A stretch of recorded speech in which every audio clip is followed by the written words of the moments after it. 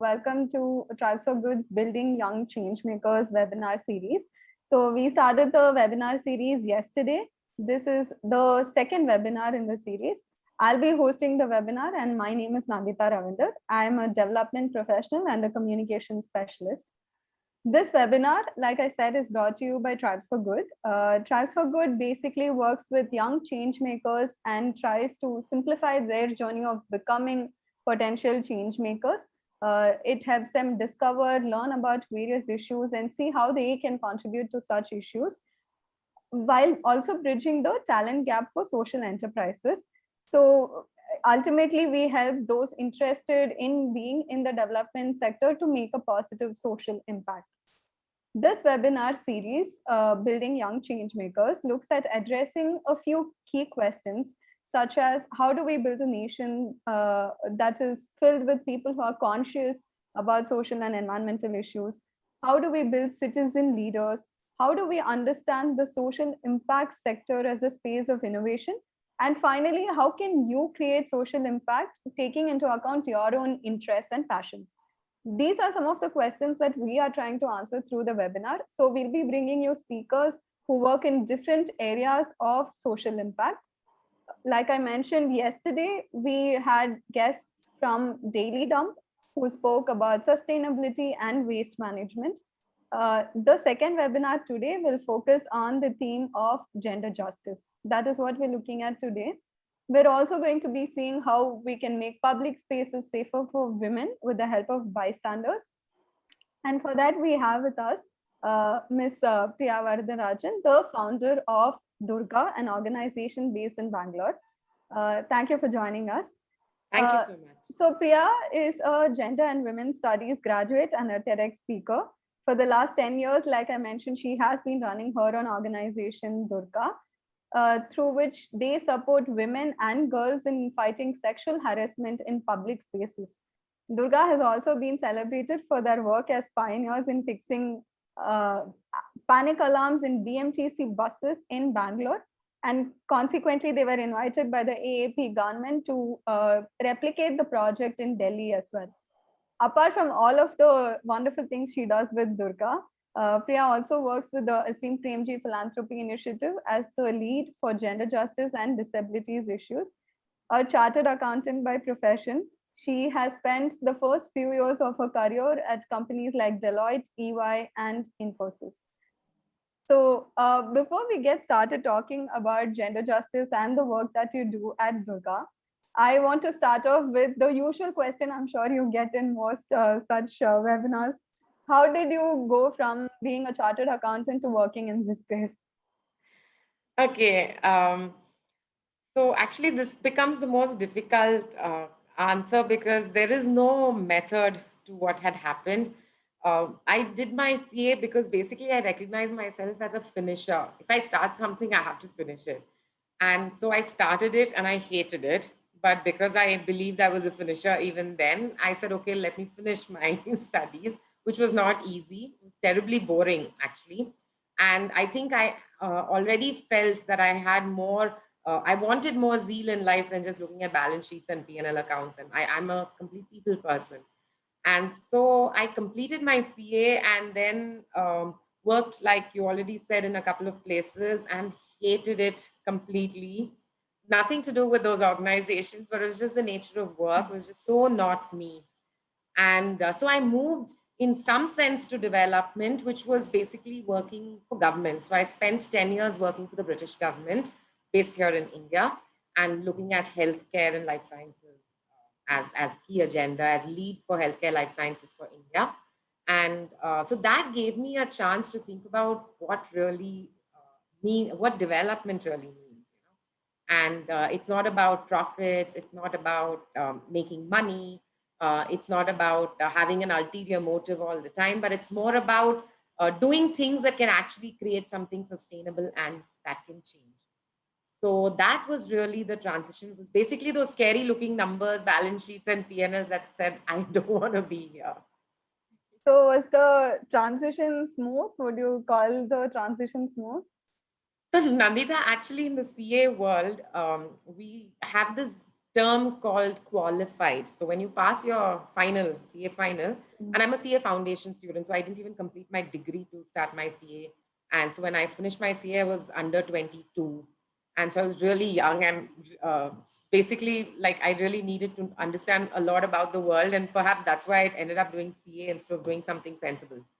So the irony is that when you're completing your degree, you're called qualified. And because I had a CA tag to my qualification, I was disqualified from everything.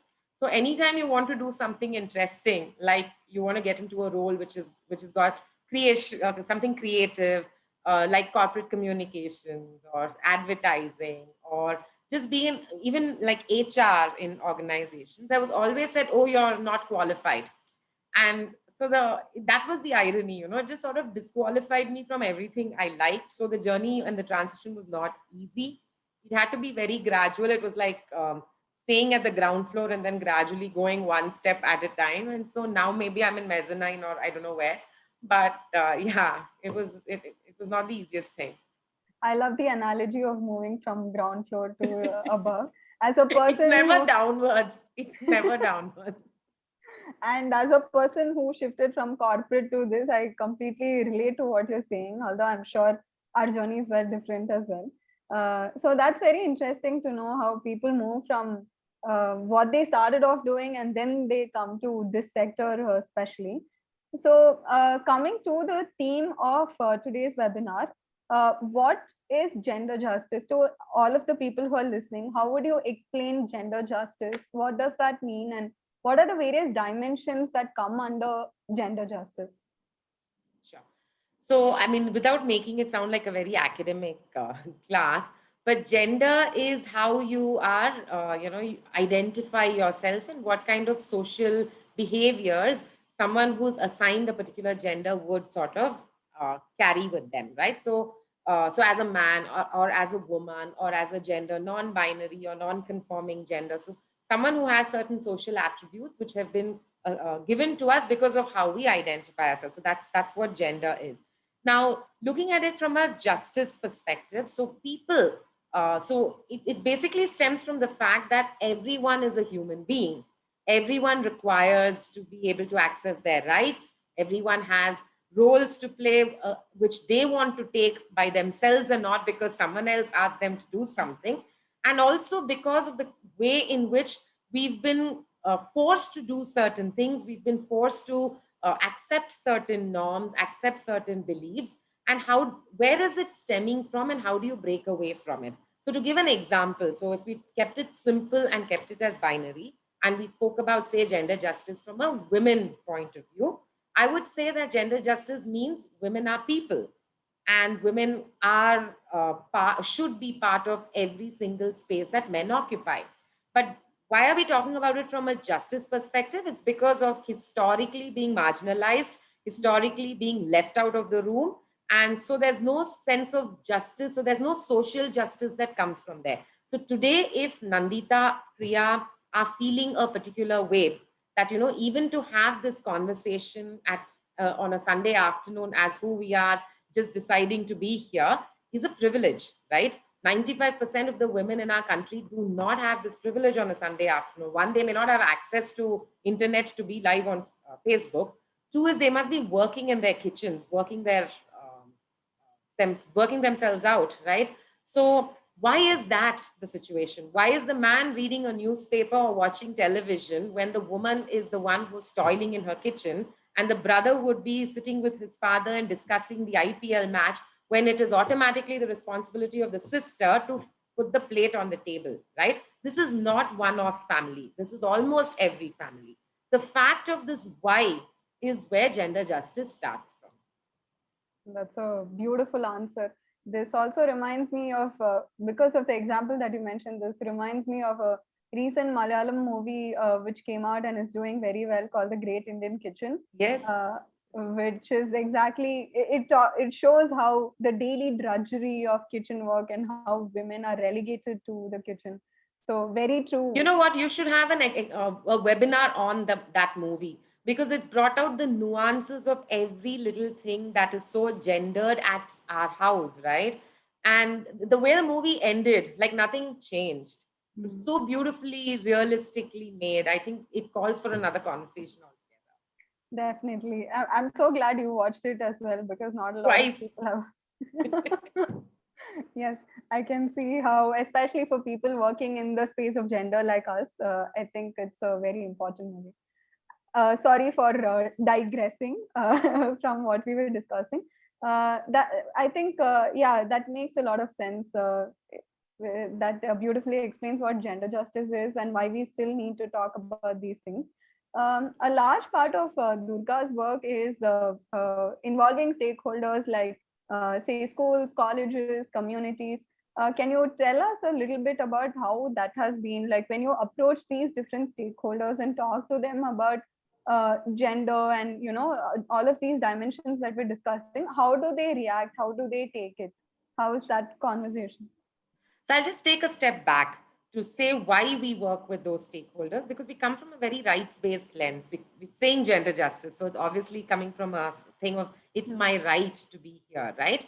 So what we say in one sentence, basically what we feel is safety for women in the near term or rights for women is not a woman's problem. It's everybody's problem, right? So if I feel vulnerable somewhere, it's not my problem alone. It's all of us put together.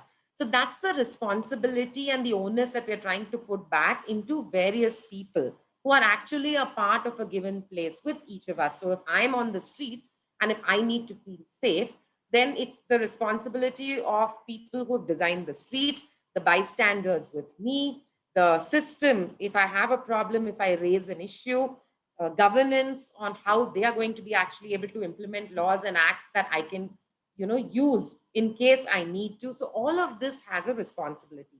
Plus, the issue of gender and violence against women or gender-based violence can also never happen if you don't address men or work with men, right?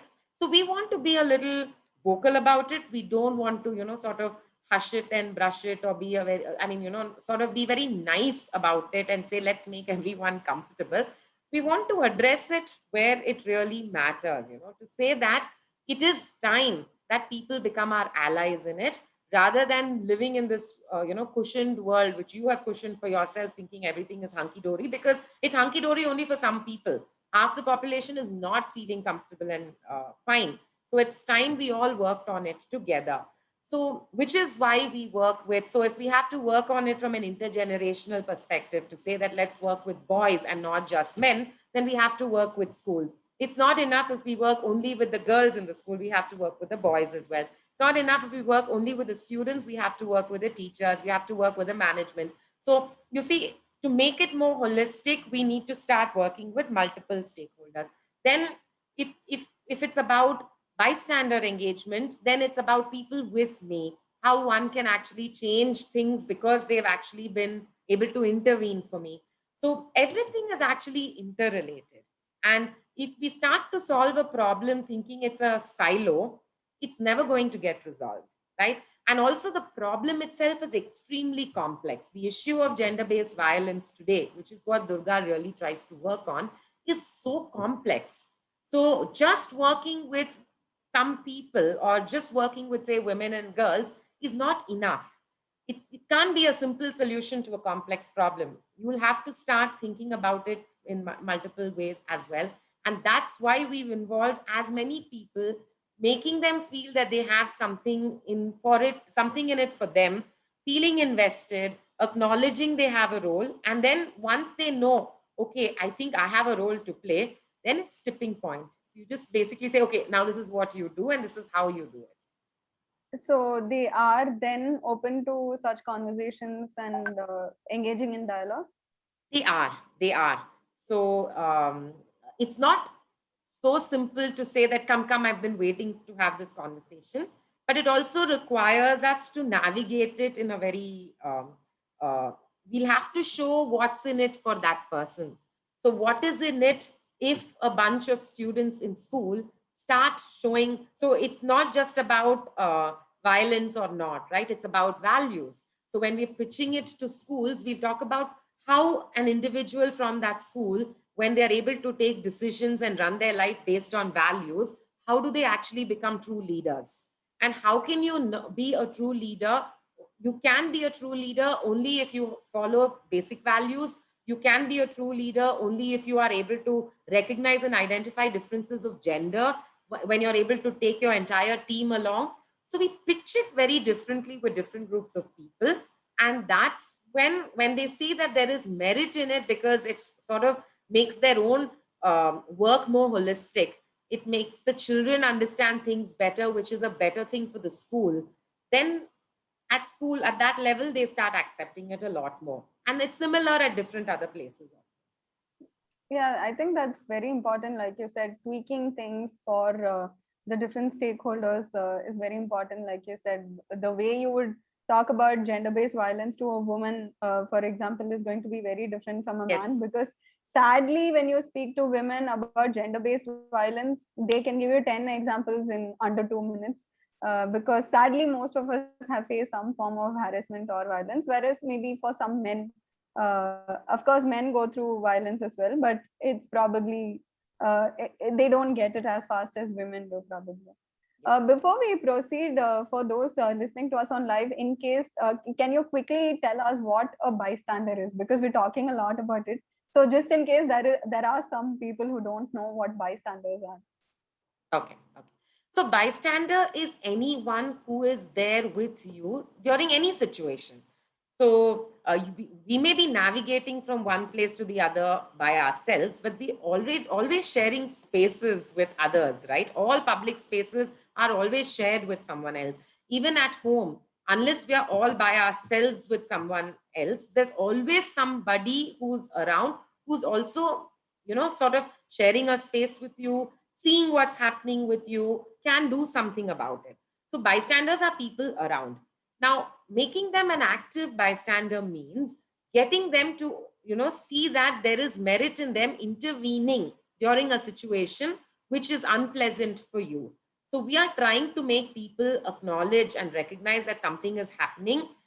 They will definitely say that I don't want to intervene in it because I'm not the cause for it. But to then tell them that even if you have not caused a problem, it is important for you to be able to, pitch in there to be able to reduce the depth and intensity of the problem, or even remove the problem altogether. And then tell them not just that it is good for you, but it is also your responsibility. Being an active bystander is being a good Samaritan, and it's absolutely essential for all of us to do it. It becomes a responsibility rather than a good to have feature. So an active bystander is someone who will actively take responsibility for what's happening next to them and intervene, so that if there is something unpleasant happening, they will be able to put a stop to it with you. Okay, beautifully explained. Speaking about your journey with the organization, what would you say are some turning points or like defining moments in the journey of Durga so far? Do you think something stands out like that? Yeah. So our work started with workshops, and we continue to do workshops. I don't think we'll ever stop doing these workshops, because workshops for women and girls, largely we've been working with women and girls, so have been like the eye opener for us at every stage. So the first thing that came to my knowing was that women don't spend time of like say 3 or 4 hours to even attend a workshop that is actually talking about their safety. We say we have multiple excuses for not being there, that we don't have time, or we have to be somewhere else, or we have other roles and responsibilities to fulfill. It's not possible now, it's not possible later, I have to do this, I have to do that. So I realized that only when the situation gets really bad do we want to do something about it. And that's an eye opener, because how do you then say that the problem need not be standing right in front of you, but it could be round the corner? What is required for you is to know what to do when this happens, and also not to be a victim to any of it. So the workshop that I'm talking about is basically deterrence. How do you prevent a situation, and how do you understand behavior of people around you so you can prevent a situation of violence or harassment or abuse or whatever. So the moment it is about prevention, it's a few miles away from me, then people don't want to do anything immediately. So that was the first thing.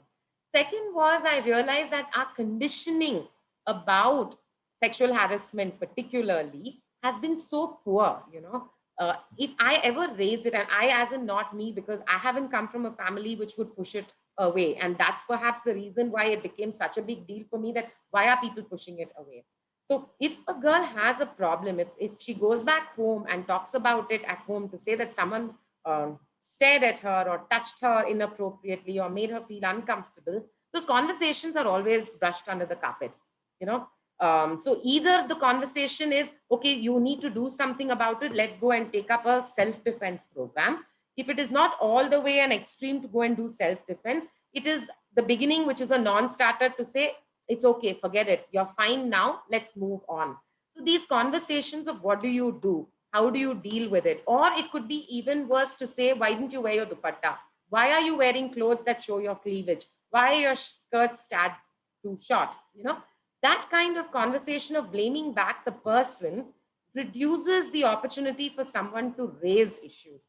So the second eye opener was, I was doing a workshop again in a college in Bangalore, and one of the girls said that, yes, I will be touched inappropriately in the bus if I'm not wearing a dupatta. And young girl studying engineering in the 21st century comes with things like this is highly problematic, right? You're basically conforming to the norm that girls are to be blamed for everything that happens around, right? And so it's no different from people we hear who say that girls wear jeans and that's why they get raped, or they have mobiles and that's why they are in danger. I mean, it's as silly and ridiculous as that, and we shouldn't be participants to that. So that was an eye opener for me to say that, and that's why we started working with youth, to say that, there's a lot of unlearning to do in a institution where you are there to learn. So it's ironic, you may be studying to be some great celebrated scientist, but your fundamentals of rights for people is absolutely not there. So that's perhaps the reason that was the biggest information for us to say that there's a lot to be done today with today's youth, for them not to go through some of the same stuff that we have gone through. And of course, yeah, sorry. And of course, in the journey, there was a lot of eye openers, like, how does the system just reject everything that you bring? Or how do files never move from one place to the other? Or how can people just be absolutely, they just turn a complete view of, we don't even agree that something like this is happening with women, so all of that was there. But the eye openers, which really made us want to change and tweak our work, have been our participants. Yeah, I think what you mentioned about unlearning especially is very important. And I'm just taking off from something that you just said. So speaking of working with youth and them understanding harassment and unlearning patriarchal conditioning, what do you think about how sex education in our country is currently? I know it's not exactly related, but even identifying something as an unsafe touch, for instance, is sex education, right? It's the basis of it. So how do you look at the state of sex education in our country? It's very related, actually, Nandita, what you're asking, because that's what shapes an individual, right? And it has to be done in multiple places. So when you're talking about sex education, it's not restricted to the space where you go for education, which is a school. So today, it's nothing but biology. But actually, there's a lot more to sex education, which is social, which is cultural, which is, again, rights based, right? It's about consent. It's about my feelings. It's about my emotions. It's about my ability to say no. And none of that is factored in when you're talking about it from a body perspective, right? It's much beyond the body. In fact, as a feminist, I would say I'm beyond my body. So why are you talking about safety only when it comes to sexual relationships? It's everything else as well, right? So it's not just about, even if you look at healthcare and girls, when you're talking about it in the spirit of sex education, when you're talking about healthcare for women and girls, it is restricted to menstrual health and hygiene, right? It's restricted to pregnancies. It's restricted to a folic acid and prenatals and postnatals. So we are always looked at as a commodity that can make a baby, And that's why let's look at everything about women as biology. So to the extent that we're even called females. And I've always gone back to people to say I'm beyond my sex. Please call me a woman. I identify myself as a woman. Call me a woman and don't refer to me as a female, because female is just my sex and I'm far more than my body. So historically we've been confined to being a body, and that's how we've been treated, and there's not been enough to even talk about it, even in these so-called sex education classes. It comes from the same sort of teacher-student relationship. There's no conversations about it. So it's a lot of it's about expressing your sexuality as well. It's about sharing or confiding on how you feel about somebody. It's talking about excitement. It's a lot of things, and that never happened. So actually, one of the biggest reasons we started Durga was because these conversations don't happen. These conversations of experiences, these conversations on expression, emotion, never happens. And which is why we started our work, because we saw that this happens in other parts of the world. More developed countries actually have these conversations. They have these as very structured forms, but at the same time, while the classes are structured, the content is very organic. And so children feel comfortable having these conversations with their teachers as much as with parents, with as much as elders. It's a very matter-of-fact thing. Here it's considered dirty. Dirty jokes, or adult jokes are dirty jokes. That kind of stuff, that every time you say don't do it, I feel like doing it. I'm very interested, right?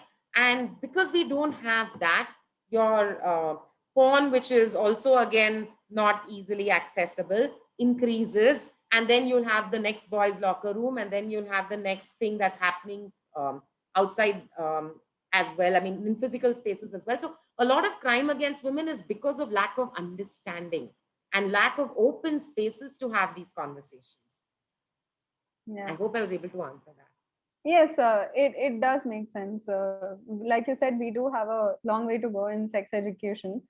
In fact, like you were saying, talking about developed countries, Sweden, for instance, has something called a consent law, which talks about how anything that is non-consensual becomes illegal. Yes.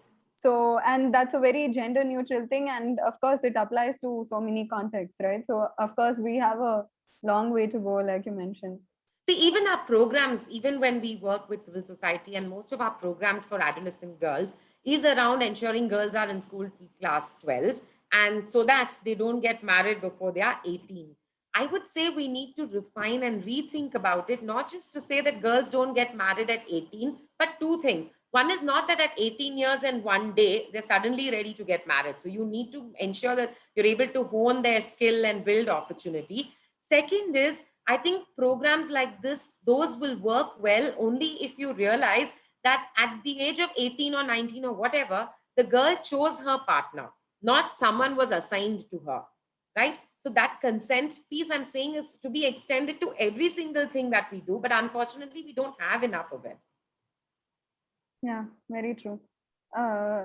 So while I was going through your website, I saw something called the Citizens Audit of Public Places, which I found very interesting. Can you talk to us about it? So CAPS, as it's called, Citizens Audit of Public Spaces, is basically, see, everything again which we do comes from putting power back in the hands of people. That all of us are in this together. A lot of crime can actually be prevented if we know what to do. And if we know we can understand a situation and gauge things appropriately, we can actually deter crime. So in CAPS, what we started to do was we actually spoke with, we did surveys and we understood what could be needs in certain specific areas. Because first instance is parks.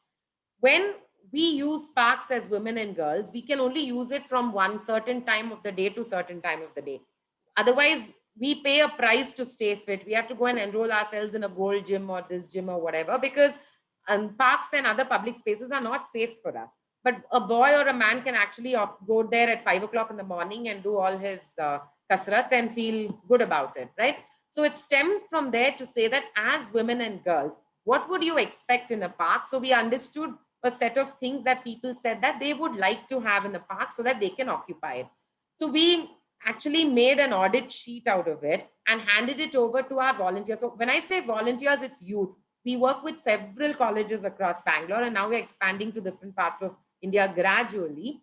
But so we gave this to a bunch of students in different colleges, and we asked them to go and assess parks to find out if all those criteria are met, and also add a picture of the park and everything to say how many parks. So we can keep talking about parks are unsafe, parks need to be safe, etc. But at least quickly, let's see how many parks are safe so that at least people can start using those parks. So there were several criteria around lighting, entrances. Are there like laughter clubs and people coming into the park? Is there a security guard in the park? These kinds of things were the one parameters which we drew. And then these students actually started plotting. And then through that, we did an exercise of about over 100 parks in Bangalore to say how many of them are actually completely safe and how many not.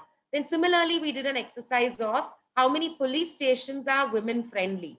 And so women can actually access it, because we also believe that you should be able to report crime. Unless you report crime, it's not going to come down. So we had again drawn out parameters which we culled from people who had like a, it would be good if I would go to a police station if these things existed or not. And then we got youths to go and actually do audits of these police stations, and then came up with the list. We did about 50 police stations and said that these police stations are women friendly. I mean, not safe or not, but friendly for women so that they can actually go comfortably and raise an issue. So that was CAPS. That's really interesting. I don't think I've heard of an initiative like this where you audit public places. And like you said, women being able to occupy public spaces without worrying about for their own safety is very important, right? Speaking of women in public spaces again, the panic alarm initiative that you did in BMTC buses, that really sounds incredible. Can you tell us how that process was? Like, how did you approach the government? How was their response? How did it come about? Okay. So it's a long story, but I'll try and be as crisp as possible. It's also one of my favorite stories. So because of seeing so many issues of violence and abuse and sexual harassment in buses, as well as the big thing about Nirbhaya that happened in the bus, we wanted to do something that would make sure that women are safe and feel comfortable occupying buses, because we should be in buses, right? Why should we pay a premium and take taxis and autos when we have public transport? And women don't take buses after a certain time or before a certain time. And when you are feeling sexually exploited in a bus, you can't do anything but take it. And then you have to get down in a bus stop earlier than yours. We've all done it. Like, we've all had groping and shoving body parts into us, and all kinds of harassment, and we don't know what to do. Also, because of the same victim shaming and blaming thing that I was talking about, we don't even want to address it. Most of the times it happens, it goes unaddressed because girls don't know what to do about it. So we felt that if there is some way in which anyone who sees this happening, so again, this came from a bystander perspective as well, to say anyone who sees something happening to another person, or if you experience something for yourself, you should be able to raise an alarm. Now, this alarm is not like something, out of the world where it goes and alerts some 50 friends of yours and some 500 police stations nearby. Nothing like that. It's a very simple, basic device which will alert people in the bus, particularly the driver, conductor, and the other passengers inside, as well as people outside the bus. So the drivers, we trained extensively that the moment the alarm is pressed, wherever you're going, just park in a safe space immediately to find out if everybody is fine. And then if everything is fine, and you're able to just sort of not figure if there's anything happening, and you're able to establish in your own way that things are okay, then take the bus. And so this was something that we put up, and we put it up in under 200 buses. And so why we found it good was because bystanders can intervene. A person standing next to me can intervene. Also, because if I am the perpetrator myself, I am not there in the bus only to sort of make everyone's life miserable. I was also on the bus to go somewhere, right? If the bus stops and if there's a lot of checking and all of that, I am not enthused enough to do this again. I also want to go somewhere. So it's a deterrent in itself. People will actually have your back. And women and girls will also feel comfortable to raise an issue without shouting about it, because you're only pressing an alarm. So it has multiple switches in different parts of the bus and so on. So when we started this, in fact, I had an MOU with the Transport Authority to say, it was a 3-year MOU then from 2014 or 15, I think, which was to say that not only will we put the alarms, but we will also take the buses where we want, which was my favorite part of the alarm about the MOU. So I would take I as in the team would take the bus to, like, say, crowded places like colleges or in front of the metro station, and then get people inside to say, you know what, today these are the experiences you have in a bus. But if the alarm is there, or if there is an active bystander, you can stop that. So people also have like a real role play stage where you can simulate a situation and actually experience what all can happen if there was an alarm or an active bystander. Then what happened is we started to train drivers and conductors extensively, and we felt that the alarm was a placeholder for responsible citizens in the bus. If we are able to create responsible citizens anyway, why are we getting into infrastructure? Because we don't know how to construct an alarm, or whatever, manufacture an alarm, fit the alarm, then see if it's working, and then repair it, replace it. We were suddenly becoming some alarm company, and we have no clue about it. We are a people organization. We are into behavior change. And so we wanted to actually focus on that. So that was a wise decision, Nandita, because today we are working with, so we've been working with about 1,900 BMTC women staff as I speak. We have done intense workshops with over 100 BMTC drivers. And by intense, I'm saying every driver attends 25 hours of a workshop with us. It is as intense as that, which is completely a journey from gender, stereotyping, bullying, harassment, sexual harassment, active bystander engagement. How do you do? So it's a huge module that we have. So it's not like a one session for 1,000 people, but 25 sessions for 20 people at a time. So we've done that for over 100 people today. And we are waiting to cover the rest. There are about 7,500 people to work with. But we're doing it so well that the drivers actually come back to my facilitators to say that आज हमें ना छुट्टी पे जाना था but हम नहीं जा रहे हैं क्योंकि आपका सेशन वरना मिस हो जाएगा. So that's the connect they have. In fact, one of them had asked their daughter to actually work with us in Durga. So because they really like the whole spirit of it. And that's behavior change. Behavior change cannot happen randomly with janta. It can happen maybe few at a time, even one at a time. So our work with buses has just been and the whole BMTC thing has been a very beautiful journey, learning lots of lessons of complete resistance to the idea to now actually working so closely with them. And we work very, very closely with them. I think the fact that, like you mentioned, that your workshops are so intensive and probably, I'm sure they are very dialogue centric. I think that is what has led to this behavior change, because sometimes I feel like in a way, even men and boys are not given spaces to have these conversations or to understand it, rather than it becomes more of a men versus women sort of a thing, rather than saying, you trying to get them to understand where we're coming from and explain what we go through on a daily basis for them to actually. It's very experiential. We use only theater for our workshops. So the longest lecture is what I'm giving you right now. Otherwise, it's just theater. And so you're actually placing yourself in the shoes of the person who's being abused, right? Or you can also be in the shoes of the person who is the abuser. So you get to understand how power works. You get to understand what's your own threshold to such inappropriate behavior. You start figuring out what is okay and not okay for you. So it's very, very internalizing, very experiential for the participant, that they go back feeling very different. That's beautiful. I think there is nothing like putting yourself in the shoes of someone else. I'm sure that is what makes all the change. So it's great that you do that, and the workshops really sound very interesting.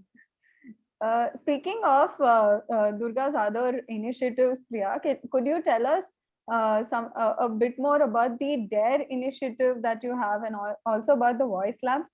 Because, like I mentioned, these webinars are mainly for young change makers, the people who are listening to us. And we are looking at encouraging a lot of them to, take up such initiatives. So could you tell us a bit more about that? So I start with voice and then I'll go to dare because it's in some sense related to, Okay. I mean, they're two related, not as programs, but who does the program. So for us, like we started, our entire belief, I can peg my future on youth and youth's ability to change things, because today's generation, particularly the Gen Z or, whatever that they call themselves, have phenomenal power and commitment. They want to do things, they have the opportunity, they have an opinion on so many things, many people, and we want to harness that, and we want to align it with what our constitution provides as well. That there are youth duties, there are responsibilities, there's there are rights, there are there's the whole social justice angle to it as well. There's why am I feeling the way I'm feeling?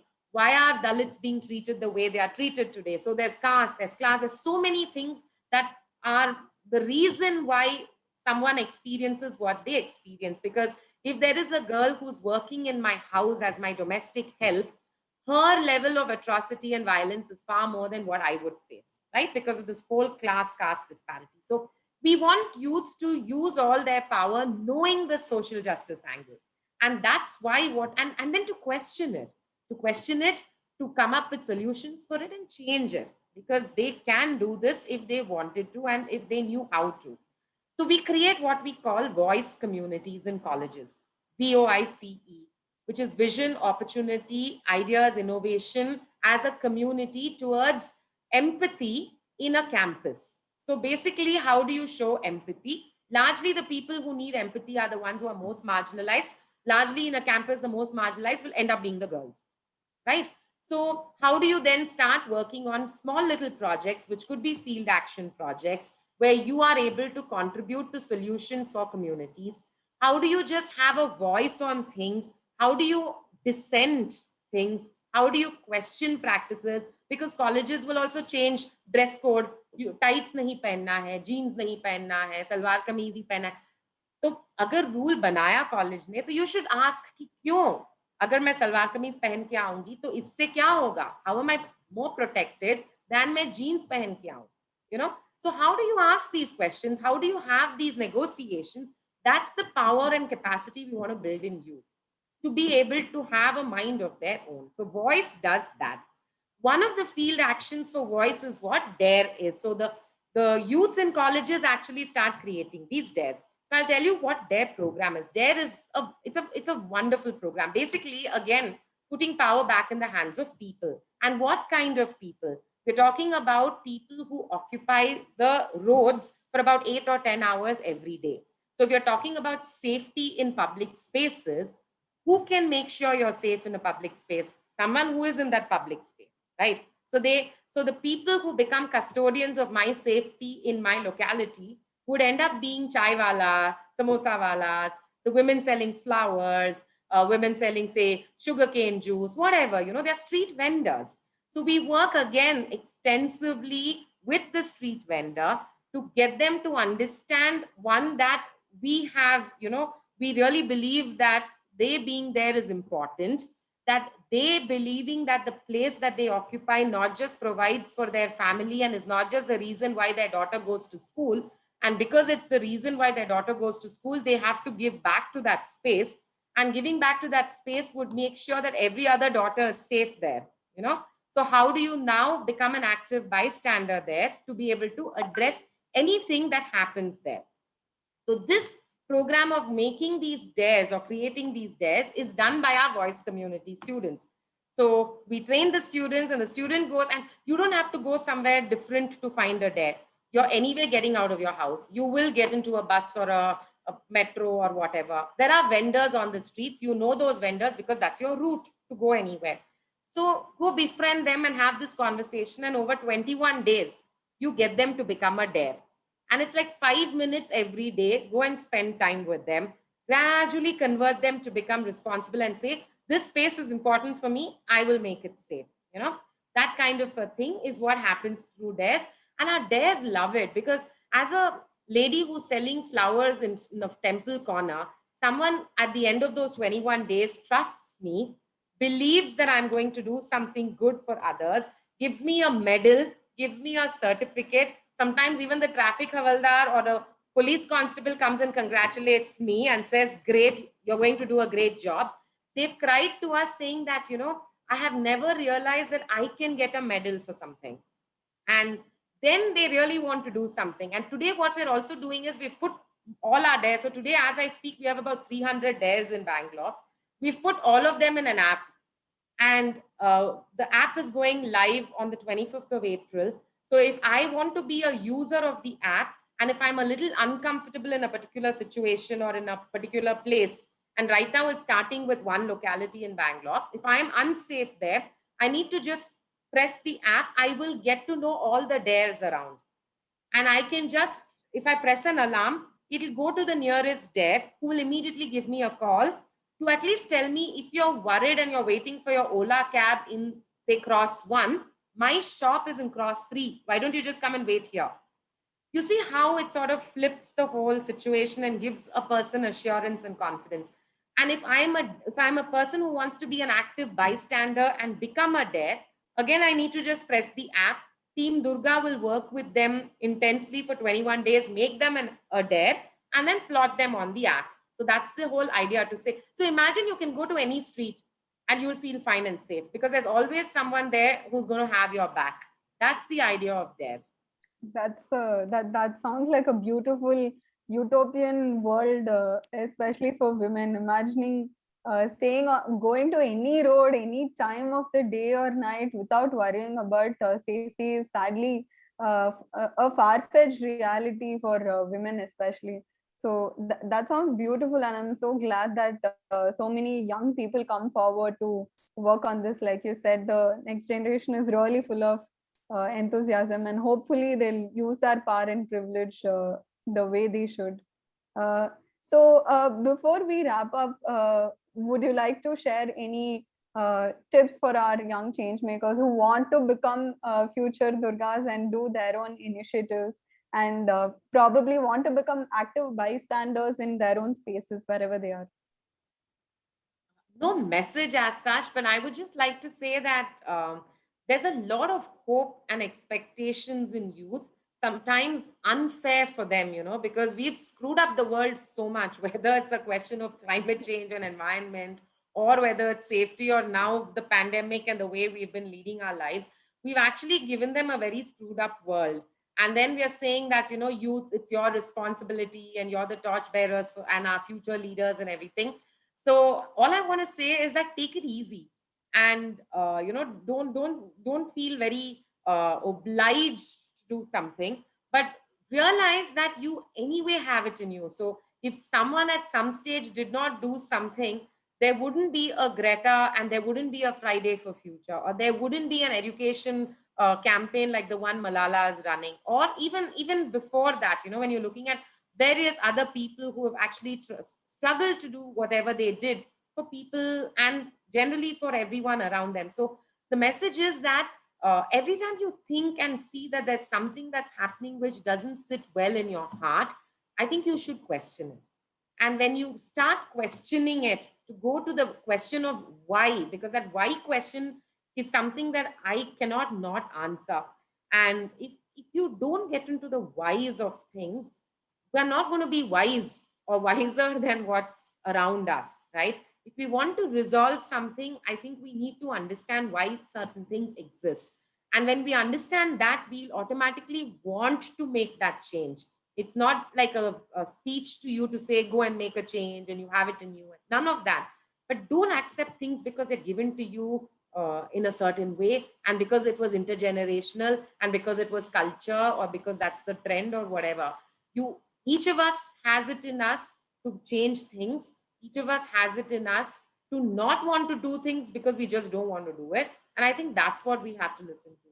And in terms of contributing to social change, I think it's absolutely critical, because the world, especially where we are in India today, needs that change. It needs the change not just for us to make our world, but it needs that change because historically we have created a world only for ourselves. We have not created a world for people around us, Those people could be either people who identified themselves differently in gender, they could be people who have different sexuality and sexual orientation, it could be people with disabilities, it could be people who come from different caste background. We as people with entitlement and privilege have made our own world, and I think that's really, really time to change. So do whatever you can to question it and change it. Thank you so much. Spoken like a proper, true intersectional feminist. I think it was so lovely talking to you, Priya. I could talk about gender for us, and I'm sure that you could talk about it too. But we'll wrap up this conversation for now. And for those who are on the live right now, the webinar will continue next weekend as well. On 17th April, we'll have with us Ms. Shakuntala Mazumdar, who will talk to us about animal rights. So do tune in that time as well. Thank you again for spending time with us on a Sunday. We really appreciate it. I learned a lot from you. It was nice talking to you. Thank you so much. You made the conversation so alive, and it didn't feel boring to say many things at the same time and repeatedly as well. So thanks a lot. And thank you so much, Tribes for Good, to give me the opportunity. Looking forward to more work. Definitely. Thank you so much, Priya. Take care. Thank you.